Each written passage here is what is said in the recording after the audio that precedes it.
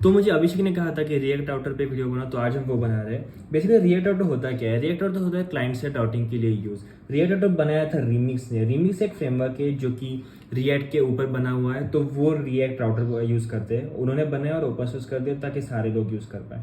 उसके बाद ये जो क्लाइंट साइड राउटिंग होती है, ये क्या होती है? बेसिकली अपना क्लाइंट जो होता है वो सर्वर को रिक्वेस्ट करता है हर एक पेज के लिए, और उस पेज के लिए सर्वर रिस्पॉन्ड करता है उस पेज के HTML CSS और जावास्क्रिप्ट के साथ, जो कि हर एक रिक्वेस्ट पे करना पड़ता है, जो कि एक बिल्कुल अच्छी चीज़ नहीं है। लाइक UX खराब हो जाएगा, क्योंकि हर बार आपका लोडर फिरता रहेगा, आपकी रिक्वेस्ट जाएगी, रिस्पॉन्स आने तक रुकना पड़ेगा, वो सारी चीज़ें।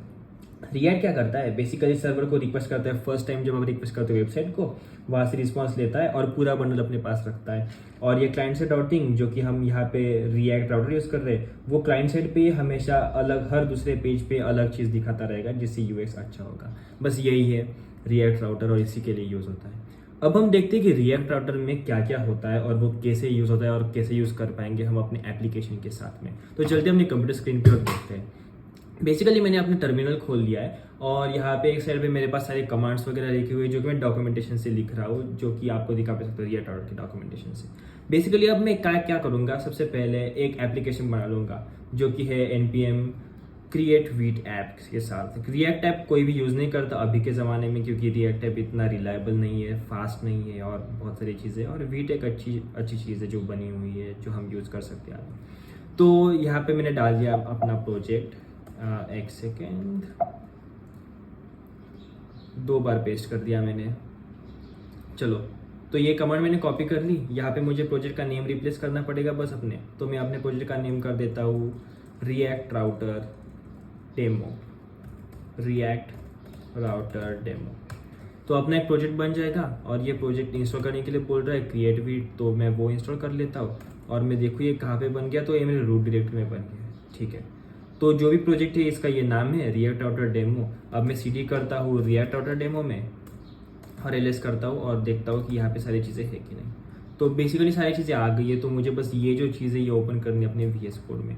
टर्मिनल को मिनिमाइज कर देते हैं और ओपन करते हैं फाइंडर में जाते हैं मेरे खुद के फोल्डर में जहाँ पे ये चीज़ बनी हुई है। इसको लेते हैं और ड्रैग ड्रॉप करते हैं अपने VS कोड में। तो ये खुल गया, फाइंडर की ज़रूरत नहीं है, बंद कर देंगे।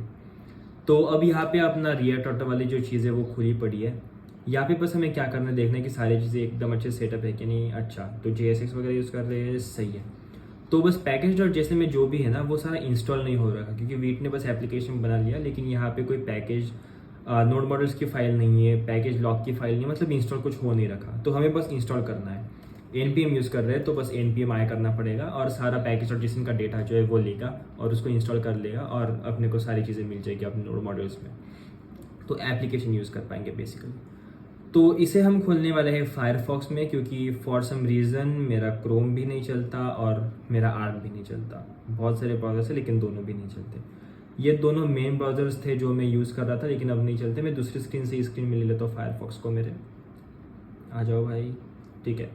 तो अभी फायरफॉक्स है अपने पास, और अपने पास है VS कोड। तो इंस्टॉल तो हो चुकी है चीज़ें, अब बस रन करना है। रन कैसे करेंगे, npm run dev, ये जो कमांड होती है ना, ये आप यहाँ पे भी देख सकते हो। जो भी ये स्क्रिप्ट्स के अंदर कमांड होती है ना, npm रन करके वो डाल दो, तो उसके आगे वाली चीज़ जो है वो रन कर जाएगी। जैसे कि यहाँ पे वीट रन कर जाएगा। मैंने ये रन कर दिया, तो मुझे मिल गया कि मेरा एप्लीकेशन लोकली चल रहा है 5173 नाम के पोर्ट पे। तो मुझे बस ये ओपन करना है। ये जो चीज़ें सीख रहे हैं ये सारी बेसिक रिएक्ट की चीज़ें हैं। रिएक्ट वीट के साथ जब यूज़ करते उसकी चीज़ें है। रिएक्ट राउटर पे अभी घुसे नहीं है, बस रिएक्ट का एप्लीकेशन बनाया है और देख रहे हैं कि कैसे सब कुछ सेटअप है और अच्छे से है कि नहीं। रिएक्ट का एप्लीकेशन अब बन गया। यहाँ पे वीट का लोगो, रिएक्ट का लोगो, काउंटर है, क्लिक करके इंक्रीमेंट कर सकते हैं, और ये सारा सिस्टम। तो बस रिएक्ट का एप्लीकेशन तो बन गया। अगली चीज़ जो सीखनी है वो है कि रिएक्ट राउटर को हम कैसे इंटीग्रेट कर सकते हैं रिएक्ट के साथ। जैसे कि अगर मैं यहाँ पे आऊँ और यहाँ पे आकर कुछ भी पेजेस वगैरह बना दूँ ना, तो मैं राउट नहीं कर पाऊंगा अच्छे से पेजेस पे, क्योंकि यहाँ पे कुछ राउटिंग है ही नहीं। ना कि फोल्डर बेस्ड राउटिंग है जैसे कि PHP या फिर नेक्सस में होती है, ना कि क्लाइंट साइड राउटिंग है जो कि अपना रिएक्ट राउटर यूज़ करने के लिए देता है। ऐसी कोई भी तरह की राउटिंग यहाँ पे है ही नहीं। तो मैं कितने भी पेजेस बनाऊँ कोई फ़ायदा नहीं है, क्योंकि मैं राउट ही नहीं कर पाऊंगा। ये सारा बस सिंगल पेज एप्लीकेशन में बना पड़ा है, और राउटिंग के लिए कुछ मैकेनिज्म नहीं है। खुद से राउटिंग कर सकते हैं व्यूज़ को चेंज वगैरह करके, कुछ लॉजिक लिख के, लेकिन वो इतनी इतनी इफेक्टिव चीज़ नहीं है और ऑप्टिमाइज भी नहीं रहेगा, क्योंकि अगर किसी ने बनाया है सब कुछ तो हम क्यों अपना खुद का बनाए। ये रीमेक्स ऑर्गेनाइजेशन ने बनाया है, एकदम अच्छी चीज़ है जो कि वो खुद प्रोडक्शन पे यूज़ करते हैं, बहुत सारी चीज़ें प्रोडक्शन पे यूज़ करती है, तो हम वही यूज़ कर ले, क्योंकि उनको सारी चीज़ें पता है कि क्या क्या प्रॉब्लम्स आएंगी, क्या क्या चीज़ें हैं, क्या क्या लोडिंग स्टेट्स वगैरह मैनेज करनी पड़ती है, प्री फेचिंग वगैरह कैसे करनी पड़ती है, वो सारी चीज़ें उनके पास तो पहले से बनी पड़ी है ना, तो खुद का लॉजिक लिख के टाइम वेस्ट करके फायदा नहीं है। तो बेसिक चीज़ें कि जब भी कोई चीज़ बनी पड़ी हो ना तो वो चीज़ यूज़ कर लो, जैसे कि यहाँ पे रिएक्ट राउटर। अब हमने प्रोजेक्ट तो बना लिया, लेकिन अपने पास यहाँ पे पैकेज और जैसे में अगर हम देखें तो अपने पास कुछ भी नहीं है। लाइक यहाँ पे बस इंस्टॉल क्या है, रिएक्ट और रिएक्ट डॉम। रिएक्ट ऑर्डर तो है ही नहीं ना, तो रिएक्ट ऑर्डर लेना पड़ेगा पहले। रिएक्ट ऑर्डर लेने के लिए क्या करना पड़ेगा, रिएक्ट में तो है, बस इंस्टॉल करना पड़ेगा जो कि वो बोल रहे हैं। डॉक्यूमेंटेशन से मैं गया, कॉपी कर दिया जो भी उन्होंने बोला है। उन्होंने क्या बोला था, npm install React router DOM. तो रिएक्ट ऑर्डर डॉम पैकेज का बेसिकली नाम है, क्योंकि डॉम मतलब डॉक्यूमेंट ऑब्जेक्ट मॉडल, जो कि HTML या फिर वेब की दुनिया में बहुत ज़्यादा यूज़ होता है कि आपका जो पूरा डॉक्यूमेंट है, HTML डॉक्यूमेंट है या फिर वेबसाइट है, उसको हम कैसे मॉडल किया हुआ है ऑब्जेक्ट के फॉर्म में, जो कि अंडरस्टैंड करता है अपने ब्राउजर्स वगैरह। तो उसके लिए हम ये रिएक्ट ऑर्डर यूज़ करने वाले हैं। तो बेसिकली ये बस नाम की चीज़ हो गई, लाइक नाम तो कुछ भी रख सकते हैं। तो कैसे यूज़ करना है वो, अब यहाँ पे देखोगे आप कि रिएक्ट राउटर डॉम इंस्टॉल हो चुका है अपने पास और 6.25.1 वर्जन है इसका अपने पास। तो इसे यूज़ कैसे करना है, तो यूज़ करना एकदम ईजी है। app.js में जाना है और सबसे पहले एप्लीकेशन रन कर लो। एप्लीकेशन रन कर लिया तो app.js में जाके फिर हमें बस क्रिएट ब्राउजर राउटर और राउटर प्रोवाइडर, ये जो चीज़ें होती है ना, ये इंपोर्ट करनी है। मैं सब कुछ डॉक्यूमेंटेशन देख रहा हूँ, मैं खुद से कुछ नहीं बोल रहा, क्योंकि गलत चीज़ें तो नहीं बताई आपको। डॉक्यूमेंटेशन की URL चाहिए होगी तो डिस्क्रिप्शन में दे दूंगा, और यहाँ पे भी कमेंट कर देता हूँ कोड के अंदर, ताकि आप देख पाओ कि कहाँ से मैं देख रहा हूँ सारी चीज़ें। ये है URL जहाँ से मैं देख रहा हूँ।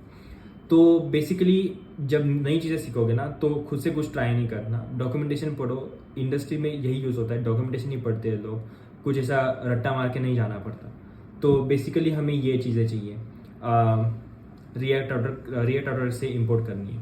तो क्या क्या इंपोर्ट करना है वो देख लेते हैं। तो इन्होंने बोला है कि ये सारा इंपोर्ट करना है। सबसे पहले रिएक्ट राउटर डॉम लेना है और उससे इंपोर्ट करना है browser router, create browser router और राउट प्रोवाइडर। तो बेसिकली ये चीज़ें क्या करेंगी, ये अपना राउट बनाने के लिए मदद करेंगी, लेकिन app.js में डालना है या फिर main.js में डालना है, ये एक दिक्कत वाली बात है। तो जो ये चीज़ें हैं ना, ये क्रिएट करने के लिए, तो बस राउटर अगर क्रिएट करना है तो प्रोवाइडर में डालना है, राइट। और प्रोवाइडर क्या होता है, प्रोवाइडर रैप करता है अपने एप्लीकेशन को, ताकि एप्लीकेशन की जो भी चीज़ें हैं ना वो प्रोवाइडर के अंदर हो और प्रोवाइडर को उसका सपोर्ट हो, ताकि प्रोवाइडर देख पाए कि क्या क्या चीज़ें हो रही है एप्लीकेशन के अंदर। जहाँ जैसे कि यहाँ पे हमें देखना है कि राउटर देख पाए कि एप्लीकेशन के अंदर कौन से पेजेस वगैरह रेंडर हो रहे हैं। तो इसके लिए ये जो है ना, ये app.js में भी डाल सकते हो आप। लेकिन अब जब यहाँ पे app.js में एक चीज़ पड़ी है और ये हमें एक्सेसिबल है /route पे, जो कि रूट राउट होता है, हमें डाल देंगे सीधा यहाँ पे। तो यहाँ पे मैंने इंपोर्ट कर लिया। अब हमें क्या करना है, राउटर प्रोवाइडर में से ये सारी चीज़ें दिखानी है। ओके, एप्लीकेशन ये जहाँ पे बना पड़ा है ना, स्ट्रिक्ट मोड तो रिएक्ट का यूज़ करना ही पड़ेगा, क्योंकि हम डेवलपमेंट मोड में हैं, ताकि सारी चीज़ें लाइक 2 बार रेंडरिंग वगैरह हो सके, कंसोल लॉग 2 बार दिखे, ये सारी चीज़ों के लिए। एप्लीकेशन को हम क्या करेंगे, रेंडर करेंगे /route पे। ओके, तो मैं यहाँ पे एक बार राउटर बना लेता हूँ, कॉन्स्ट राउटर। अभी ये डॉक्यूमेंटेशन से नहीं देख रहा हूँ मैं लाइक जो भी मेरे एक्सपीरियंस से मुझे आता है वो कर रहा हूँ। आप ऐसे डॉक्यूमेंटेशन में देख सकते हो, सेम ही चीज़ें दी हुई होती है उन्होंने। तो यहाँ पे हमें क्या करना है, यहाँ पे हमें बेसिकली जाना है और ये सारी चीज़ें बनाई है एक एरेज में। ओके, एरे में बेसिकली अपने राउट्स रहेंगे।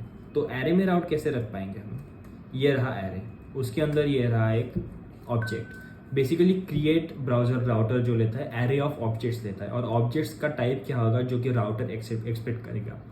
तो यहाँ पे वो क्या एक्सपेक्ट कर रहा है, सबसे पहले कंपलसरी फील्ड्स देख लेते हैं कि कौन सी है।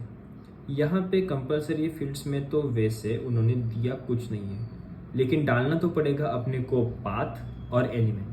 तो बेसिकली हम पाथ डाल देंगे कि /path पे मुझे एक्सेस करना है। वो बोलेगा कि एक्सेस क्या करना है, तो एलिमेंट देना पड़ेगा।